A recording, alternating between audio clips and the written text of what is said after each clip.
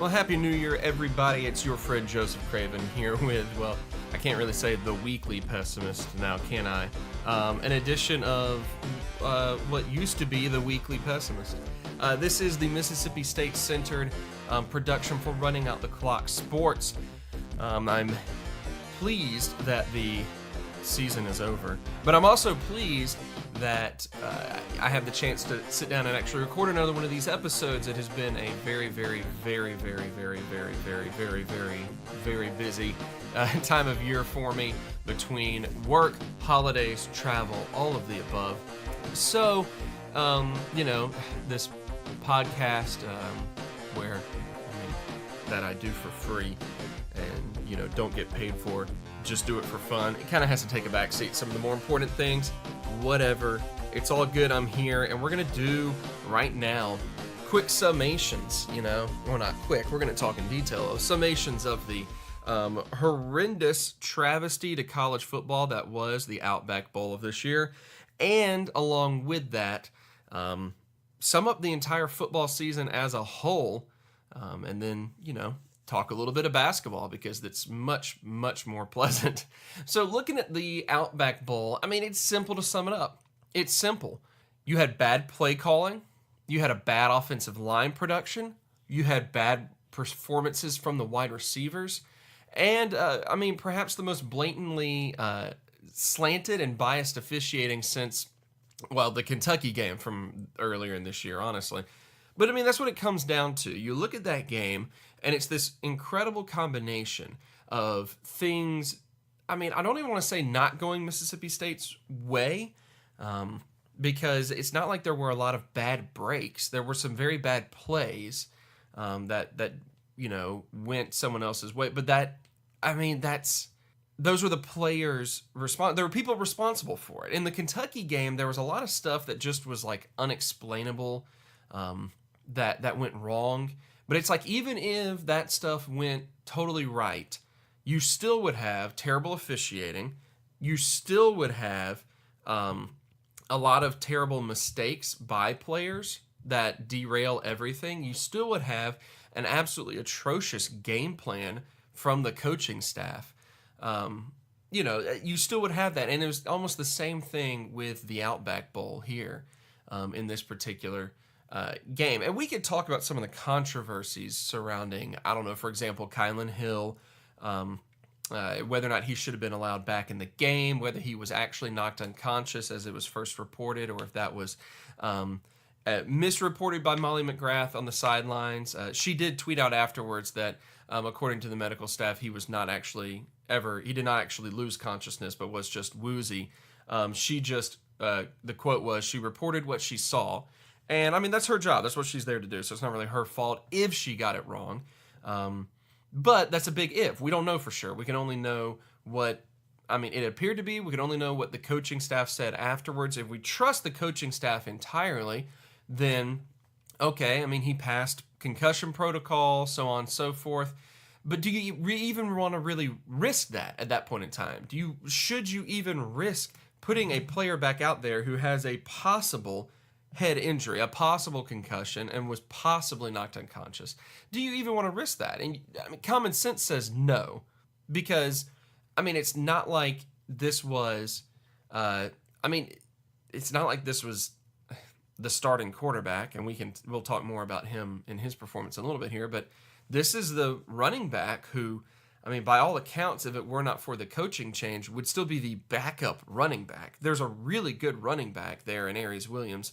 And it's still kind of, mind-numbing to me how criminally underused Aries Williams was this entire season. Now, granted, he might have been in trouble, he was suspended a few games, or he was not practicing well enough, I believe was a lot of what was going on. And if that's the standard Joe Moorhead is holding the student athletes to, and that's, just something that they're going to do in the program, then that's fine. And it's different than under Dan Mullen, who, may or may not have had a looser grip on his players just kind of in general.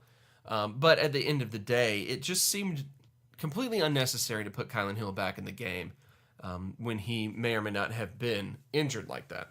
But also, if it's Kylan Hill's decision to go back in the game, that's his decision as well. If he says, put me back out there, there is that aspect of it as well. That being said, the offensive line and the receivers were atrocious. It seems like the storyline that gets repeated over and over and over and over again this entire season. Stephen Guidry goes from having the best hands on the team and looking like a playmaking wide receiver that's so badly needed in this offensive scheme to being so wildly inconsistent and unreliable that you almost don't even want to throw it to him at all. In particular, immediately after the Kylan Hill injury, he catches this pass in the end zone and just bobbles it. It's a pass that would have changed the course of the game. And that is the ultimate storyline here, is that every time there was something that would have changed the tone of the game, Mississippi State did something really stupid to ruin that. And on top of that, even if they got stuff right, the officiating got stuff wrong. Look in particular at the two-play series that Iowa had where they converted a 4th and 1 and then completed a 10-15 yard pass for a touchdown in the third quarter. On consecutive plays, if you watch the replays, you can clearly see Mississippi State defenders being pulled to the ground by Iowa blockers. One on the offensive and defensive line, one out there, a wide receiver trying to lay a block on a defensive back. And I doubt that any of the players who were dragged to the ground would have had any sort of impact on the plays. But the fact of the matter is, those are holding calls. And they should be called on incredibly crucial downs, incredibly crucial plays. And they were not. Along with that, you have a targeting ejection on a very weak targeting call early in the game on Maurice Smitherman that, by the loosest definitions, that was, in a sense, targeting. I don't really know if that should have been called. I'm not a rules expert here. But the fact of the matter is, two players were almost entirely upright. Smitherman comes in, he doesn't really lead with his helmet. I think that's the issue here. And even if he does, this was not a defenseless player that he hit. This was a guy who was stopping to change direction and then did change direction. Like, he wasn't even affected by the hit. And they call that on targeting. Then you have Kylan Hill later in the game, who is almost on the ground, takes a shot to the head, and is clearly woozy from it, and there's no penalty.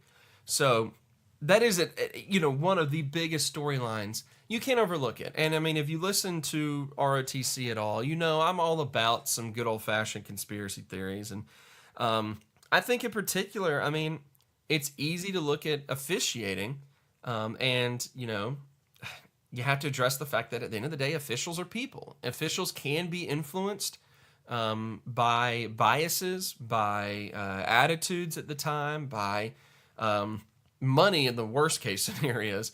And these were a group of Pac-12 officials that maybe just hated hearing so much about the big and bad SEC. I get it. I hate the SEC as a whole. I hate it. And I'm tired of hearing about it too. But to go in there and call a game in what borderline looks like with an agenda to punish Mississippi State is really, really sloppy at worst and devious, or sloppy at best, devious at worst. Yes, Mississippi State, and on the flip side of that, and that's the storyline here, is that on the flip side of that, even if you took out all the bad officiating, Mississippi State still did plenty of shooting itself in its own foot to lose this game. Just look at Stephen Guidry throwing a wide open touchdown catch into the hands of a defender. How in the world do you do crap like that and consider yourself to be a collegiate wide receiver? I hate to go after players, but that is just atrocious. It really, really is atrocious. And you had it many times in the game in which Nick Fitzgerald would deliver a perfect pass that was just dropped. Yes, I know Nick Fitzgerald did not have a great game, okay?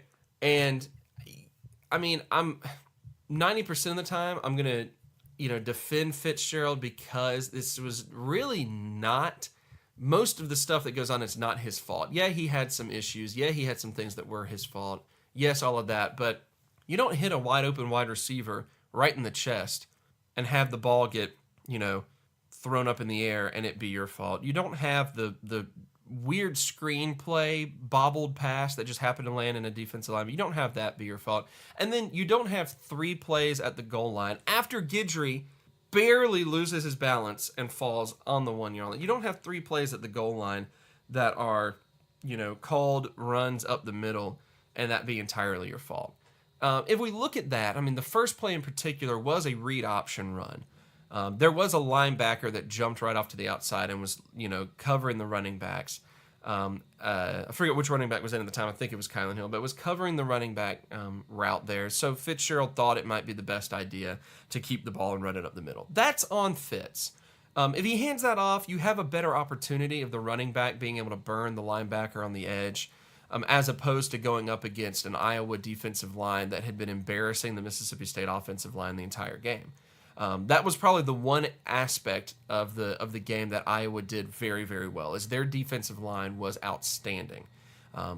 So it was not smart on Fitzgerald to keep the ball there. The next couple of plays to do that over and over again and to keep calling more and more runs, like designed runs up the middle against a defensive line that is eating you alive, is asinine and is stupid. And so we look at all of that together and we understand that this is a perfect storm of bad play calling, bad offensive line play, bad receivers, bad officiating. It's a miracle it was even a close game. Like, when you combine all of those factors, Mississippi State should have been blown out, should have lost the game by 30 points. But they fought hard to even make it as close as they did. It was an embarrassment of a game, but it was more of an embarrassment of a game in terms of, like, embarrassment to college football, that the game even played out the way that it did. It just was not good. You obviously, like, you shouldn't hold your head up high if you're the Mississippi State coaching staff. You shouldn't hold your head up high if you're the officials from the Pac-12. And Iowa really only did one thing well, and that was, like, the defensive line stuff. But either way, they won, so there it is. That's that. Hopefully you're doing a good job of avoiding internet trolls. I've had a few pop up on both the Mississippi State and Iowa side, and I have to remind myself that social media brings out the worst in people, and sports bring out the worst in people, and so the combination of the two just brings out the worst of the worst, and that's, a bad sign. It's a bad indication of on the people who say that, but not on, like, the fan bases as a whole. But, there's a reason I named this show The Weekly Pessimist. We Mississippi State fans are notorious for our pessimism. And boy, it was on full display on social media on Saturday. No, whatever day it was. Who cares? I'm still on vacation time. It feels like I don't remember what day anything is anymore. On Tuesday. Just absolutely abysmal game in general. Not worth discussing anymore. And the people that are on social media trolling each other, not worth discussing either. With that game in the rearview mirror, awful, awful game, we have to assess this season as a whole, and there's one simple assessment here, and it does have a lot to do with that game, with the Outback Bowl, but there's one simple assessment. Despite the record, despite the rankings, whatever it may be, this, by all accounts, this season was an absolute failure. And hear me out on this, and the main reason behind that is, what plagued us in the Outback Bowl? Bad play calling, bad offensive line play, bad wide receivers, okay?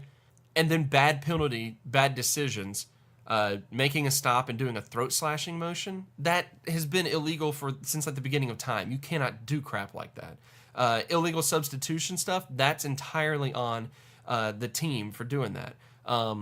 Holding calls, yeah, Iowa should have been called for some, but they were justified holding calls, dragging players to the ground, grabbing them on the shoulder so they can't turn to chase down Fitzgerald on a play. Like, those are legitimate holding calls. Those are sloppy mistakes, okay? So sloppy mistakes, bad play calling, bad offensive line play, bad wide receivers. Those are all issues that popped up against Kentucky.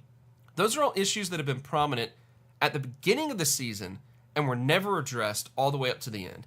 Every now and then, the wide receivers would put together a very good performance. Every now and then, the offensive line as a whole would put together a very good performance. And every now and then, Auburn, Texas A&M, etc., the coaching staff would put together the right game plan.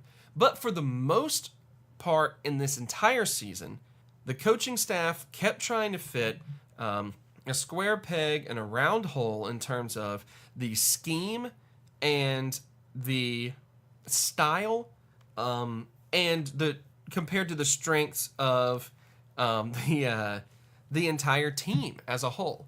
All right. Yeah, there were positives on the season, and let's look at the positives real quick because we need. Oh, God knows we need a quick positivity injection. We got to see, the finals chapter in the career, one of the most successful and talented players we've ever seen in Nick Fitzgerald. All right. If you are a Nick Fitzgerald hater, then you won't really find a home here on the Weekly Pessimist because you have nothing really to base your hatred around. The fact of the matter is, if not for Dak Prescott in recent memory, we got spoiled with Dak Prescott. We just did. We'd be sitting here talking about Nick Fitzgerald as possibly the greatest football player in Mississippi State's history. Like, the stats are there. You cannot act like the stats are not there. Okay? Was he perfect? No, absolutely not. Was he a dynamic passer? I mean, no. It showed that, through all of his time at the school, he never really developed a lot of, like, the touch that you have to put on passes. Strong arm, can make any throw that you ask him to make. Doesn't consistently do it. There is that there. But at the end of the day, he won a lot of games. He scored a whole lot of touchdowns. And he broke records, a lot of records. And not just rushing records, okay? He broke passing records. Don't act like he didn't. We get to see the best defense that this program has ever produced this season. I mean, just bar none, talent-wise, statistical output-wise, this was the best defense, I think, in the history of Mississippi State football, okay? You have 3 players in particular in that defense that are first-round draft pick quality, at worst second round, okay? Montez Sweat, Jeffrey Simmons, and Jonathan Abram. I mean, these guys are so freaking good. And we get to actually see them all play together. This puts, like, the Pernell McPhee and like Fletcher Cox, all of those, it puts a lot of those years like to shame in terms of overall talent. It's insane. And we get to see that. And that's so cool. And we did have 8 wins in what has proven to be a hard SEC West slate. But, I mean, the fact of the matter is, that's not good enough anymore at Mississippi State. It's just not. 8-win seasons are the new norm. All right? This is not a losing culture in the athletic department at Mississippi State. Not anymore. It's just not. All right? This is a team that is consistently in the top 25, consistently in bowl games, and have become a preferred targets for recruits to come and spend their years here. Gone are the days where just having a winning season and maybe making a bowl game equates to a good season. Like, that's gone. All right? That's the bare minimum in Mississippi State. And that's the biggest positive out of all of this, is that there's a winning culture and a winning program in Starkville right now.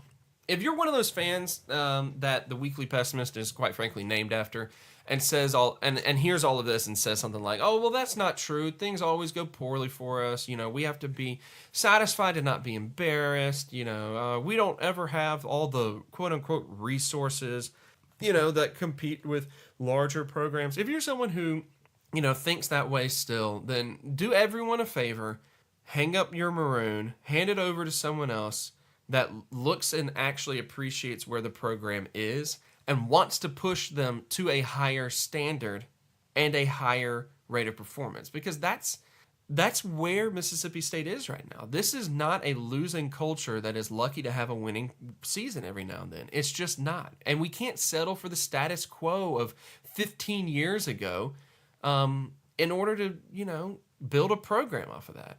That's not where the program is, and that's not where we as fans should be any longer. All right?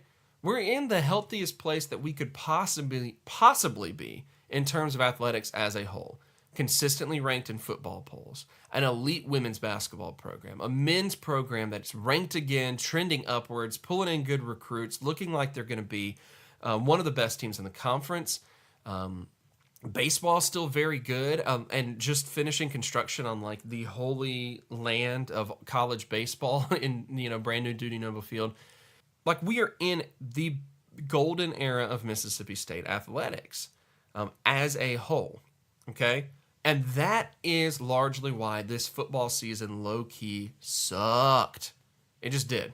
Here's the timeline, all right? This is the why of how this whole season actually sucked. First of all, Dan Mullen decides to leave like a punk, abandoning the team that he built. Abandoning them, I do mean that because I do think the timing and the way he did it was still very much abandonment in order to go somewhere else that, quote unquote, has more resources. But he leaves the team that is built to do something big and basically doesn't finish the job. And I mean, I get it. That's coaching. There's the business side of it, blah, blah, blah. That doesn't justify anything to me, and you will never convince me that that's justified because that's just the way coaching goes these days. Okay, it still is a douchebag move, all right? I don't care if it makes good business sense. That's just kind of what it is. So, anyway, that happens. And then because of the timing, I mean, there's a lot of factors here, but Mississippi State doesn't go out and hire an established head coach, all right? And that's an issue. And again, the timing was bad. Mullen's surprise leave happened after a lot of experienced coaches were already settled in new jobs. Okay, I do understand that. Instead of getting experience, though, we went out and got a coordinator. And I do like Joe Moorhead a lot. And I do think that, it's impossible to really judge a coach at all until you've got, I say, 3 or 4 years in. I think you have to have 3 years bare minimum to really actually efficiently judge a coach. So anything that happens in the first year is kind of like, all right, whatever. And I do like Joe Moorhead, and I do think that he will do good things in Starkville in the coming years. But this means that this was a much bigger transition than the school would have liked it to be and than it appeared at first, because a more experienced head coach would have come in and known how to work with what he had, worked with what he was given. And that's not really what Moorhead did at all. Moorhead inherited a program that any experienced coach that did not already have a job would have drooled over when they saw that. Like, can you imagine,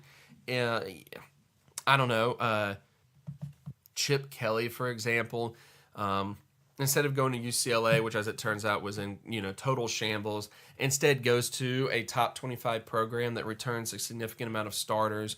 It's any experienced coach would have drooled over that. And so Joe Moorhead comes in and inherits a very, very, experienced program. I'll be the first to admit that I was very much wrong in thinking that the transition would be smooth, because it has been anything but smooth. Because Moorhead comes in with a very vertical passing, run-pass option offense. And as it turns out, that you can't make that transition entirely if A, you've got an offensive line that isn't built for it, and B, you've got maybe the worst receiving core in the country. Okay? The offensive line returned 4 starters on what was statistically one of the best offensive lines in the entire country last season. That is insane. Absolutely insane. So how in the world do they go from that to being as inconsistent and flaky as they had been this entire year? Well, they just couldn't adapt to the new scheme. They just couldn't adapt to the new scheme at all. And the new scheme was, a larger change from Mullen's scheme than we necessarily thought at first. We thought it would be, kind of bridging the gap between what Moorhead really wants to do and what Dan Mullen used to do, in terms of Mullen having the quick reads, maybe one option on a play, a read option run, or maybe one quick option, quick read on a passing route that Nick Fitzgerald had excelled at on his career up to that point. Moorhead really stresses the slow developing multi-read offenses that the quarterbacks at Mississippi State were just ill prepared for. Nick Fitzgerald did not make reads very quickly. And Keaton Thompson, if you're a big-time Keaton fan, I'm sorry for saying it, but he would not have done anything better this entire season. Keaton Thompson does not have the arm to make a lot of those passes. I'm not sure what his future will be. I hope it's very good at Mississippi State, but I don't know at this point if he is the guy for next season in that regard. So that being said, you've got a much more drastic change in offensive scheme than we expected. And then you've got stubbornness from the coaching that killed any hope of accomplishing anything this season. I said after the Florida game, the season was done. The Kentucky game was a punch to the gut. Maybe should not have been a loss. Maybe should have been. Kentucky, as it turns out, was very good this year. But the Florida game, as good as Florida has performed, the Florida game was inexcusable. The Florida game was a loss. It was not a Florida victory. It was a Mississippi State loss more than anything else, because Mississippi State never at any point in time did anything threatening against a Florida team that played very, very safe game plan. And I mean, it very clearly worked for Florida. It was very smart. And that's what Mississippi State's game plans had not often been this entire season. And that comes down to just the stubbornness from the coaching staff. Simply put, the team went very quickly from being a preseason SEC West contender to laying yet another foundation for something down the line. Like, completely unnecessary. Completely unnecessary. You have one of the best quarterbacks as far as a playmaker in the conference. You got a 1,000-yard running back. You've got a stout offensive line. You should be able to run that ball wherever you want, whenever you want. Not to mention how good that defense was when coming back. And instead, Joe Moorhead tried to play to every weakness on the offense in his scheme. And in the process, took a team that had the talent to be one of the best in the West. A 10-win season was absolutely on the horizon, maybe even more. And he treated this season like a rebuild. He treated it like a rebuild. Scrapping everything that had worked well, not everything obviously, but scrapping a lot that had worked well from the previous years and trying to do something entirely differently and forcing that, which is what you do. Like, if you're trying to rebuild, you don't just kind of, do a little bit of stuff that you like while, no. You do that if you're, if you're rebuilding, you go ahead and you scrap everything and you say, okay, we got to lay a brand new foundation. And you take your lumps in the first season or two, but you lay the foundation so that within a season and a half, you really reap the rewards of it. You don't reap the rewards of a rebuild in the first year, obviously. And there was no reason to treat this team like it was a rebuild. But that's what the coaching staff did. And that's what you get when you hire an inexperienced, as far as head coaching goes, coaching staff versus getting a more experienced coach. And that's the most frustrating thing about all of this. That's it. That's why this season was, at the end of the day, a failure. Because it became a rebuild when it wasn't supposed to be. And so at the end of the season, 8 wins and a bowl loss, and an embarrassing bowl loss, goes down as quite literally the bare bottom of what could have been this season. Before the year started, I said this phrase, that Mississippi State had probably the lowest ceiling but highest floor out of anyone in the SEC West. And an 8-win season is absolutely indicative of that. This probably should have been a 10-win season. Maybe even, 11 wins when you really look at, where the losses came. In that Kentucky and Florida were both winnable games. LSU has been a weird team this year, so that probably would have been a loss. But, if Florida had just beaten LSU and showed everyone what worked, and then Mississippi State came out and did the exact opposite of that the next week, it just mind-blowing how dumb that game was. But that could have been a victory if they had followed a better game plan. Maybe could have been. Alabama was probably always going to be a loss because that's just Alabama this season. But, literally, even just Kentucky and Florida, winnable games. And that's 10 wins. LSU, follow a better game plan. Maybe you could pull that one off. Because you won all the other games that you should have won, You beat Auburn. You beat A&M. You beat Arkansas. You beat Ole Miss. Just game plan better, and maybe you're beating Florida. Maybe you're beating LSU even, pulling that one off. It just is astonishing that, the ceiling was probably 10 wins, and the floor was probably 8 wins on the year. Low ceiling, high floor. And we reached the floor. And because of that, this is nothing more than and an incredibly disappointing college football season for Mississippi State this year, because it should have been 9-10 wins, no question, and then a bowl game, maybe even a bowl victory if things had just gone a little bit differently. But here we are, looking at, not to mention the fact that, the tie in the SEC West and the way things panned out, you can't even finish third in the SEC West, which is just lame. Can't even get that right, Anyway, all that being said, where we sit now is this season had to be a failure. Whatever. It is done. We can put it behind us and look forward to, God help me, anything else at all. Hey, let's look at the basketball team. Yeah, this is actually fun. We finally get to actually talk about the basketball team.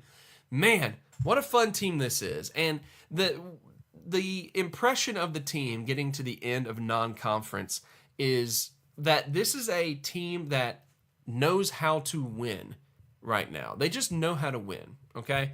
And I say that in particular looking at, let's look at two games in particular that stand out to me, all right? The game against Cincinnati on December 15th and the game against Wofford on December 19th. All right, Cincinnati and Wofford could not have been more different matchups. Cincinnati, very physical, a little slower paced team, loves to go to the inside, loves to try to play you physical, to pressure you, make you make mistakes. Just a classic, a classic college basketball team. And Mississippi State was able to not only, deal with that, but do everything they were doing better than them and win the game 70-59. Move forward just 4 days, you have this Wofford game. Wofford, the complete opposite. Small team, quick team, deep shooting team. Loves to push tempo and also loves to put up a lot of shots as often as possible. So how does Mississippi State respond to that? Easy. By matching the tempo and doing everything a little bit better. 98-87 victory. Even look at the BYU game. BYU kind of wanted to play like that. More range shooting, a little bit more tempo. They're not really as fast as Wofford. They really would have preferred the game to be a little bit slower, but they still like to shoot the ball, and we're shooting pretty well. No, that's a 103-81 victory. Really, not even that close. This is a team right now in Mississippi State basketball that knows how to win in different ways, which is maybe the most underrated thing that a good program in any sport can do. If you know how to win in multiple ways, that's what separates you from being a pretty good team to being top 25, maybe best, one of the best in the conference types of teams, which is what we're looking at right now. In fact, the fact that the only loss came to what has turned out to be a very good Arizona State team in a very, sloppy and weird game shows you that this is a team that's finally built to win. And it's taken a little bit. Howland came in the 15-16 season, all right? Howland comes in. He doesn't really have a chance to change much of what Rick Ray did. Rick Ray was 13-19 in his last season. Howland only 14-17. But you see the little improvements. You see what an experienced coaching, this is the contrast to the football program. You see what experienced coaching brings you. It brings you the ability to work with what you have while working forward. Okay? There wasn't a huge amount there. 13-19 the season before Howland gets there. 14 wins the season in 13-14. Only 10 wins. Stansbury's final season was 21-12. All right?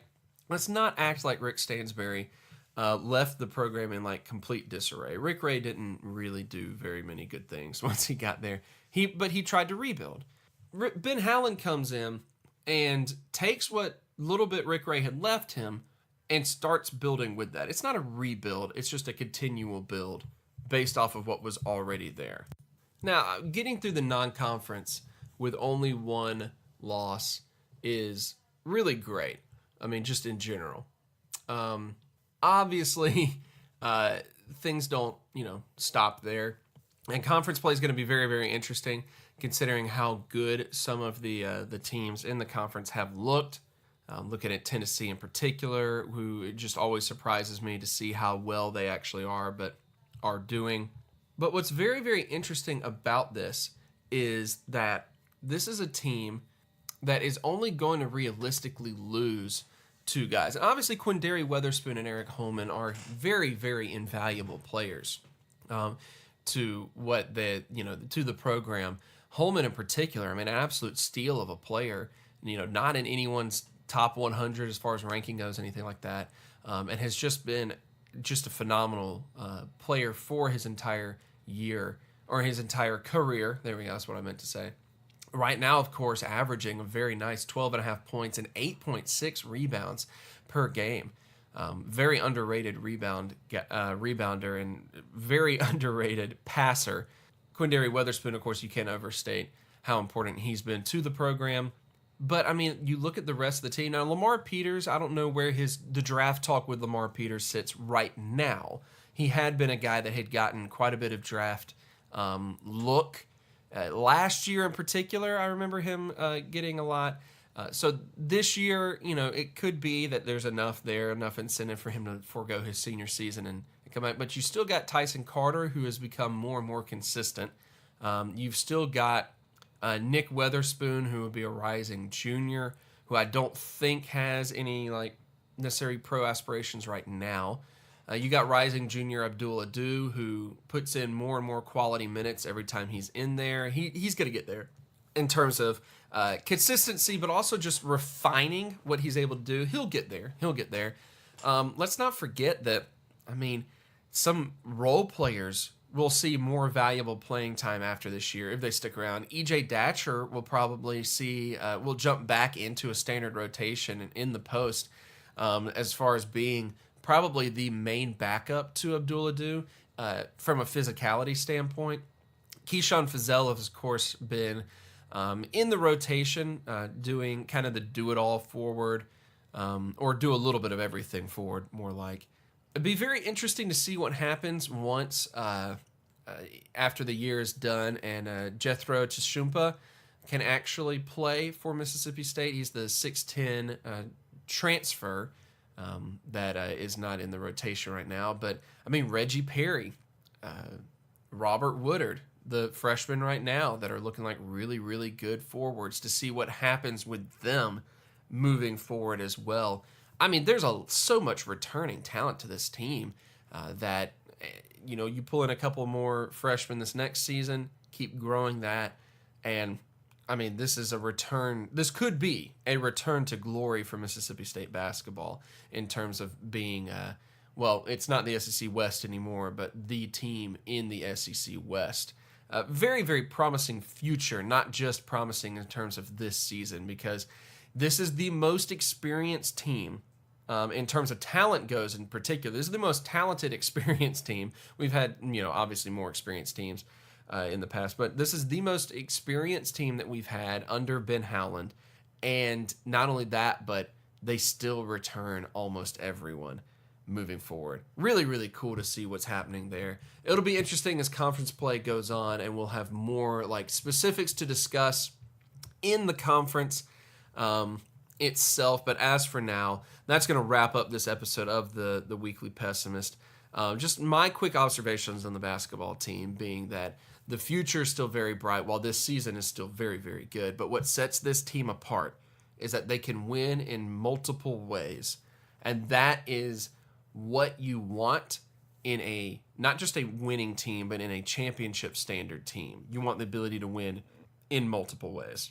That's not necessarily what had happened in football this season, and that's disheartening, but I don't think it's time to, run Moorhead out of town, anything like that, obviously. It'll be interesting to see what next season looks like with much more overhaul in general, but as for me, I am incredibly glad to finally see this college football season end, to not have to watch any more of that godforsaken sport until Mississippi State kicks off in the fall, because I am most certainly not watching any more bowl games or the blasted championship game. I haven't watched a championship game in, it must have been the Cam Newton year was the year before that.